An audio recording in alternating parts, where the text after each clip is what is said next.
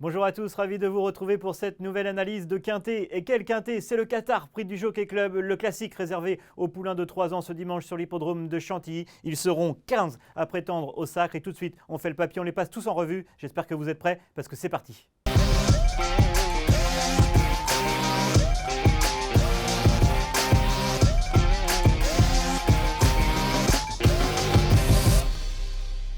Allez, on va tous les passer en revue un par un et on va commencer avec l'As Wadan. C'est l'un des 3 représentants de l'écurie de Jean-Claude Rouget et vous allez le voir, il n'a pas été verni au tirage au sort des places à la corde. Il va devoir s'élancer avec la corde numéro 13. C'est donc un sérieux handicap dans ce Jockey Club. Il va être monté par Jean-Bernard Ekem qui a déjà remporté avec Almanzor cette prestigieuse épreuve. Wadan, il avait été particulièrement impressionnant lors de son avant-dernière sortie. Il avait été capable d'accélérer vraiment très fort, mais maintenant, la dernière fois, il n'est que 4e sur l'hippodrome de Chantilly, sur 2000 mètres dans le prix de Suresnes, dans un terrain qui était vraiment pénible. Et je pense que ce n'est pas sa tasse de thé, tout simplement. Et ce dimanche, le terrain sera de nouveau pénible. Le pénétromètre va être aux alentours de 4, donc il va certainement falloir l'aptitude à cette épreuve. À ce type de terrain, Fast Tracker pour Henri-Alex Pantal s'imposait ce jour-là. Il sera de nouveau de la partie devant Dollar Index pour Mathieu Bram qui était à la 2e place. Et ce Wadan devait se contenter de la 4e et dernière place à distance. Il va donc falloir faire mieux. Je parlais de sa course précédente, c'était sur la PSF. Il avait été vraiment capable d'accélérer très fort. C'est un bon cheval. Il avait emprunté le prix de Suresnes comme l'avait fait Ace Impact l'an passé, le tenant du titre de ce Qatar prix du Jockey Club, déjà entraîné par Jean-Claude Rouget. On a essayé de suivre la même trace et il n'a pas été capable. Dans la préparatoire, est-il capable de faire mieux dans le Jockey Club? C'est la lourde tâche qui l'attend. On passe au numéro 2, Ramadan, qui a été particulièrement impressionnant en ce début d'année. Il a doublé la mise. C'est un cheval qui est capable d'aller de l'avant et qui devrait se plaire dans le terrain bien souple sur l'hippodrome de Chantilly ce dimanche. Il a terminé à la 5e place d'un groupe 1. C'était l'Emirates Poule d'essai des poulains, remporté par Métropolitane et Alexis Pouchin, lauréat des 3 des 4 groupes 1 cette année. On va en parler un petit peu plus tard d'Alexis Pouchin. Alcantor était 3e et traçait vraiment une très jolie ligne droite pour André Fabre avec Michael Barzalona devant Diego Velasquez, qui sera lui aussi de la partie et qui terminait, comme on aime le dire, en avançant. Ramadan, lui, était 5e. Il avait dû voyager un petit peu nez au vent pendant le parcours en 3e épaisseur. On le retrouve ici, le pensionnaire de Christopher Red, qui sera de nouveau monté par Aurélien Lemaître. Et il a hérité d'un numéro exécrable dans les stalles de départ. C'est pourquoi j'ai préféré ne pas le retenir. Parce que la dernière fois, il a dû voyager en épaisseur. Il va falloir soit effacer son numéro, faire un effort, soit peut-être reprendre. Et on voit d'ailleurs que Diego Velasquez, ce jour-là, terminait vraiment très correctement. Et Alcantor, lui, prenait la 3e place. Des chevaux qui seront certainement à suivre ce dimanche. On poursuit avec le numéro 3, Grecian Storm, qui est le 2e atout de Jean-Claude Rouget. Il sera monté par Yoritz Mendizabal et lui aussi a hérité d'un mauvais numéro de corde, le 10. Et je ne suis pas sûr que Grecian Storm ait beaucoup de marge à ce niveau de compétition. On va le revoir dans le prix de Guiche, qui est une bonne préparatoire au prix du Jockey Club. First look pour André Fabre prenait la 2e place derrière Darling Us qui s'imposait facilement ce jour-là. Grecian Storm, on s'intéresse à lui, il était 3e et Atlast, on va le voir un petit peu plus loin, prenait la 5e place. On regarde donc cette épreuve, le gagnant il est là mais ne sera pas de la partie. First Look, il est ici et Grecian Storm vient en rouge et vert ici devant Atlast qui allait se contenter de la 5e et dernière place. Et regardez First Look, on va en parler un petit peu plus tard mais s'allongeait plutôt correctement pour prendre le premier accessite. Et Grecian Storm pour l'entraînement donc de Jean-Claude Rouget, tenant du titre de cette épreuve, qui prenait la 3e place. Et on voit d'ailleurs que Atlast terminait seulement 5e sur 5. J'aime beaucoup la fin de course du pensionnaire d'André Fabre qui semble monter en condition au fur et à mesure de l'année. Et c'est donc le cas, sans transition aucune, de parler de ce numéro 4, First Look, qui vient donc de terminer 3e pour sa course de rentrée et 2e, comme on l'a vu sur ces images. Il a hérité d'un bon numéro de corde. Il a Alexis Pouchin sur le dos. Attention, il semble avoir beaucoup d'atouts dans son jeu. On va revoir sa course de rentrée parce que là aussi, le prix de la force est certainement un bon point d'appui pour le prix du Jockey Club. Atlast, qu'on a vu ensuite mal courir à la 5e place, s'imposait ce jour-là devant Mandoman, qui lui n'a pas recouru, qui sera de la partie pour la famille Brandt, et Sunway, qui terminait 5e pour sa course de rentrée. Le numéro 5, c'est Dollar Index pour l'entraînement de Mathieu Bram Lui, il vient de terminer deuxième du prix de Suresnes de Fast Tracker et auparavant, il avait gagné par 2 fois. C'est un cheval qui peut un petit peu adopter toutes les tactiques, qui est capable d'aller même de l'avant et qui va certainement apprécier l'état du terrain. Il a hérité d'un bon numéro de corde avec Augustin Manamé qui est en pleine forme. Donc là aussi, c'est un outsider plutôt amusant. S'il bénéficie d'un bon parcours, s'il longe le rail, et ben pourquoi pas être 4 ou 5e. C'est un outsider aux dents longues, je trouve, au départ de cette épreuve. Le numéro 6, c'est Mandoman. On l'a vu dans une course, dans un papier référence, prendre la deuxième place lors de sa dernière sortie. Alors lui, il n'a plus été revu. Je vous remontre le plateau de ce prix La Force. Il était deuxième derrière Atlas et First Look. Et là, cette fois-ci, on va voir cette vidéo. First Look faisait sa course de rentrée. Sunway également qui était cinquième, déjà lauréat de groupe 1. Atlas qui allait s'imposer avec Maxime Guyon. Ce n'est pas le choix de Maxime Guyon ce dimanche. Et Mandoman qui allait terminer à la deuxième place. Regardez, Atlas magnifique, allongé, ses foulées. C'est vrai que juger là-dessus, on se dit tiens, c'est un cheval de Jockey Club, mais ensuite,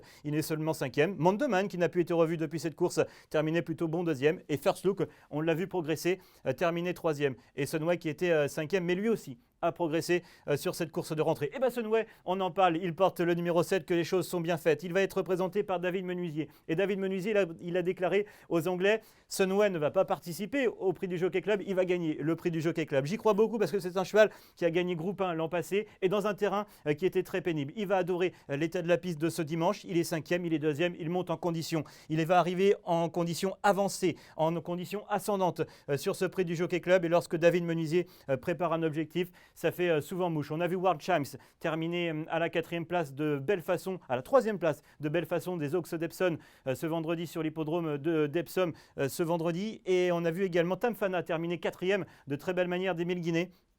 Donc attention à David Menuisier qui sait parfaitement préparer un groupe 1. Je pense que Sunway a une vraie carte à jouer ce dimanche et on l'a vu terminer 5e pour sa course de rentrée. Et ensuite il a terminé 2e du prix Grefful sur l'hippodrome de Saint-Cloud, tout près du vainqueur. Donc je pense que c'était déjà un bon cheval à 2 ans et il peut rivaliser avec les meilleurs à l'âge de 3 ans. Attention, Luke de Vega arrive invaincu. Au départ de cette épreuve, il est reçu 2 sur 2. Il a été très impressionnant l'année dernière lorsqu'il a gagné son Méden sur l'hippodrome de Fontainebleau et ensuite il a fait sa course de rentrée assez tard, je trouve, Luke de Vega, parce que son entourage a été un petit peu contrarié dans sa préparation. Il a dû rentrer seulement le 5 mai dernier. Donc ça fait un long hiver pour lui et il n'a donc que 2 courses dans les jambes et une seule cette année. Il va donc avoir assez peu de métier dans ce combat qui risque de s'annoncer difficile. Mais vous allez voir que Luke de Vega a dévoilé un certain potentiel. C'est un beau cheval, grand et massif. Ici avec Ronan Thomas, son fidèle partenaire pour la famille Lerner, qui a déjà remporté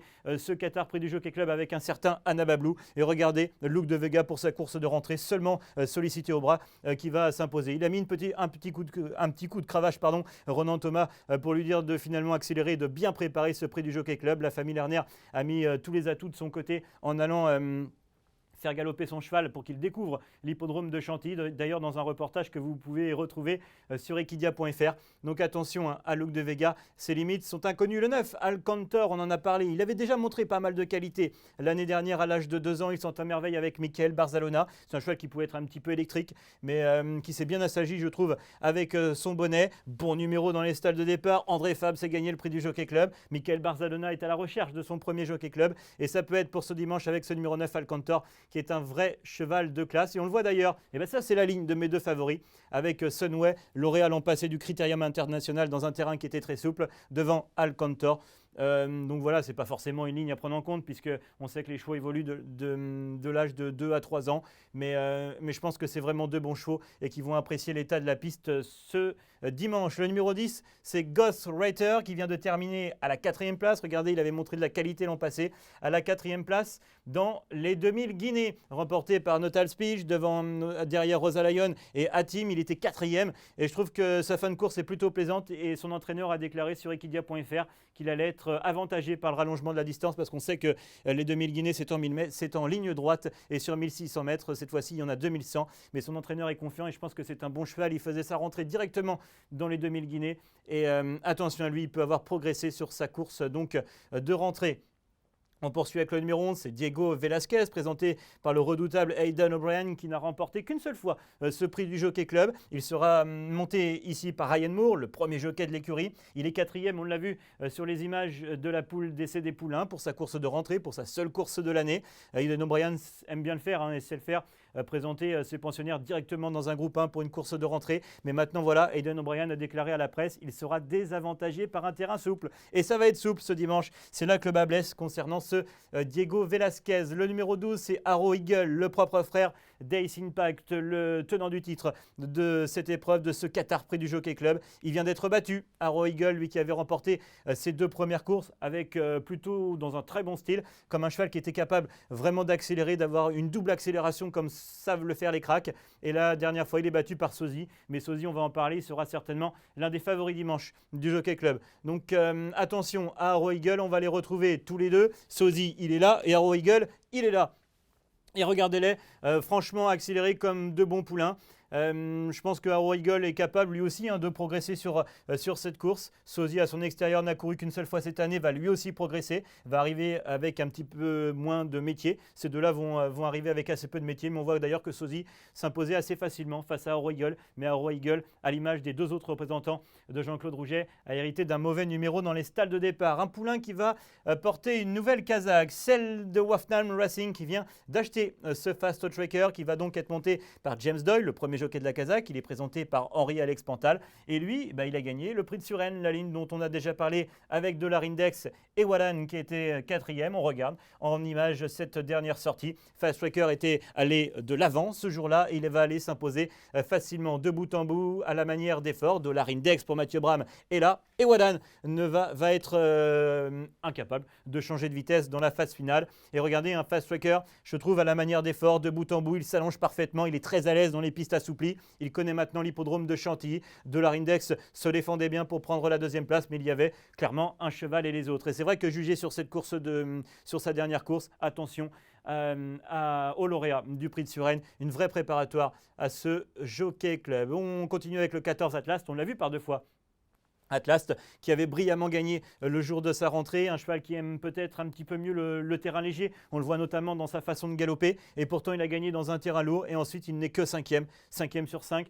Il va falloir montrer un autre visage pour lui dimanche, mais c'est vrai qu'il avait quand même montré beaucoup de qualité, notamment le jour de sa rentrée où il avait été impressionnant au moment de changer de vitesse, et il devrait se plaire certainement sur cette distance de 2000 mètres. Et enfin, on termine avec son compagnon de couleur, mais pas d'entraînement puisque celui-ci est entraîné par André Fabre. C'est le choix de Maxime Guyon, le premier jockey de l'écurie Vertemer, et on l'a vu, Sosie, il a vraiment été capable de très fortement accélérer pour battre notamment Arrow Eagle. Voilà pour la revue d'effectifs de ce prix du Jockey Club. Ils sont donc 15 aux plus hautes ambitions et on l'a compris, ce Jockey Club, il est vraiment très ouvert. Regardez mon ticket, c'est pourquoi je n'ai pas pris de base au départ de cette épreuve avec le numéro 9, Alcantor. C'est vraiment pas le ticket de tout le monde avec le numéro 7, Sunway, que j'ai placé en 2e position.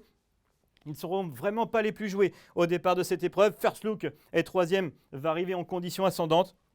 Le 8, Look de Vega, on ne connaît pas encore ses limites, c'est l'X de la course, mais va-t-il avoir assez de métier pour rivaliser avec cela? Le 15, Sosie, on l'a vu. Le numéro 13, Fast Tracker, a été particulièrement impressionnant sur l'hippodrome de Chantilly et dans une piste assouplie. Et le 10, Ghost Ritter, qui devrait courir en progrès sur les 2000 guinées. J'espère que ça vous a plu, que cela va vous aider avant le grand rendez-vous de ce dimanche 16h05 pour le Qatar Prix du Jockey Club.